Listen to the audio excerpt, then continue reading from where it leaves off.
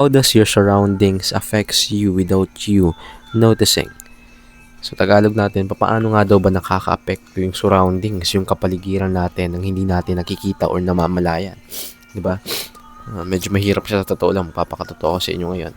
Nung nabasa ko 'tong tanong na 'to, mahirap talaga. Hindi ko alam kung anong naisip ni ChatGPT ba't niya nilagay ito, but for me, excuse me guys, sinubot tayo ngayon. Our surroundings affects us. Na-observe ko lang to in a way na hindi natin siya nanonotice. Bakit? Kasi pag naapektuhan tayo ng surroundings natin, minimal lang siya. Little by little. So eventually, habang tumatagal, or pag una pa lang, hindi natin malalaman yan. Kasi nga, kakaunti pa lang yung epekto niya sa atin. But eventually, pag tumatagal na, doon na natin siya nakikita. But first, hindi natin siya mananotice. And sa papaanong parang nga ba tayo naapektuhan ng surroundings natin? Naapektuhan tayo ng surroundings natin in a way na depende naman kasi yan sa context Sobrang daming context na pwede nating pagbasehan dyan. But let me just give you an example. For example, sa group of friends. Nasama ka sa group of friends. You, being a pasaway na estudyante na nasa likod lang tumatambay, nasama ka sa group of friends na mga matatalino, sabihin natin. Excuse me.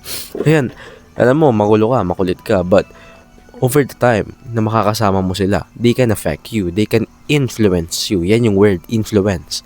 Pwede ka nilang ma-influensyahan. And eventually, may improve din yung grades mo. Kasi you're surrounding yourself with people na mas matalino sa'yo. And that's one example on how your environment or your surroundings can affect you. Pwedeng sa influence or many other things. Kasi sobrang lawak nitong tanong na to. Hindi naman siya kasi specific Pero ayun yung pinaka-best example natin.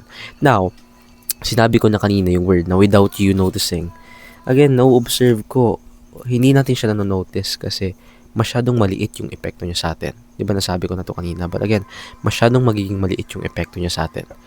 And little to minimal lang yung nagiging effect sa atin or influence sa atin ng environment natin. That's why hindi natin siya nanonotice until it's too late.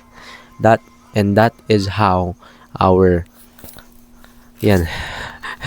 surrounding affects us without noticing. Sa totoo lang guys, nung nakita ko tong question kanina, excuse me, gusto kong baguhin, pero kako, hindi pwede kung ayun yung nakalagay diyan. But, ano ba yan? Sama talaga na That is for day 11 of improving my public speaking and communication skills for the next 100 days. And see you on next upcoming days. Bye bye guys. Peace. Still love you.